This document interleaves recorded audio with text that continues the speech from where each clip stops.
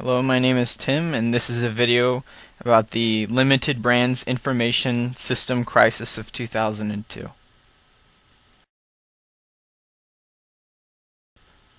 A little bit of background information about the Limited Brand Corporation. It's a business located in Columbus, Ohio. As of 2006, they operated over 3,500 stores divided among 7 major retail brands, including many people should be familiar with, including Victoria's Secret, Bath and Body Works, the White Barn Candle Company, C.O. Bigelow, The Limited, and Henry Brendel. The specific incident I would like to talk about took place in 2002, right before the Limited Brands had projected a major sales season. Through their flawed information systems and their forecasts, as well as many other circumstances, Limited Brands experienced a large stockpile of inventory sitting in trailers at their headquarters in Columbus, Ohio.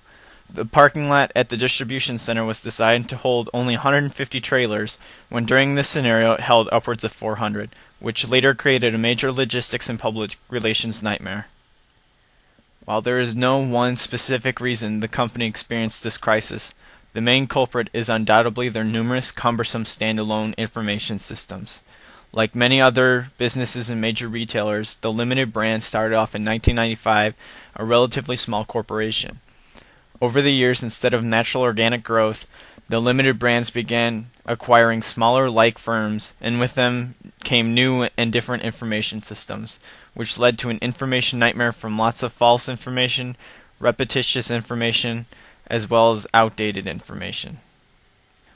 By the time the Limited Brands Corporation had experienced this specific crisis in 2002, through the numerous buyouts of smaller firms and slower readjustment and integration, between all of the Limited Brands assets was split 60 plus standalone information systems, with hundreds of applications across several different platforms, many which were unable to communicate and relay information between one another, which led to the numerous occasions of false and repetitious information.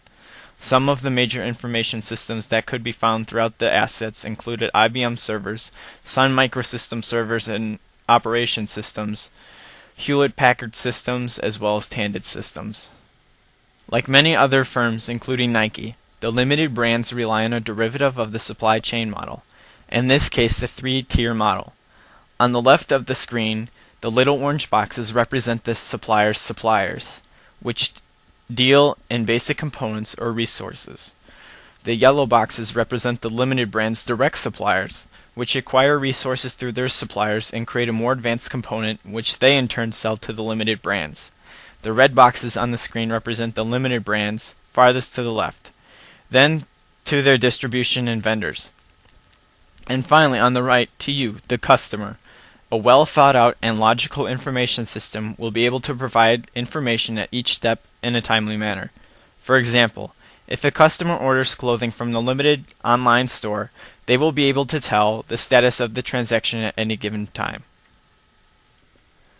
The drawback of this model is called the bullwhip effect, because if false or outdated information is placed somewhere in the line, the whole chain will react in some manner to the information, such as an unusually high number in inventory, an unusually long time in distribution, or repetitious or false data. The solution to the Limited Brands came through the consultation of TIBCO software, which analyzed the Limited Brands information infrastructure. Remember, Limited Brands was using over 60 different information systems with well over 100 applications. With the help of TIBCO software, Limited Brands analyzed their business needs and whittled down to only a handful of information systems and infrastructure that met their needs, which sped up their business practices, not to mention provide information they could rely on. Another quick information crisis I could think of happened last year in the travel industry with budget air carrier JetBlue. This time, instead of an inventory overload, information systems struggled to cope with scheduling pilots that fit in with government regulations, weather delays, and traffic conditions at airports that led to one of the airline industry's worst public relations disasters since 2001.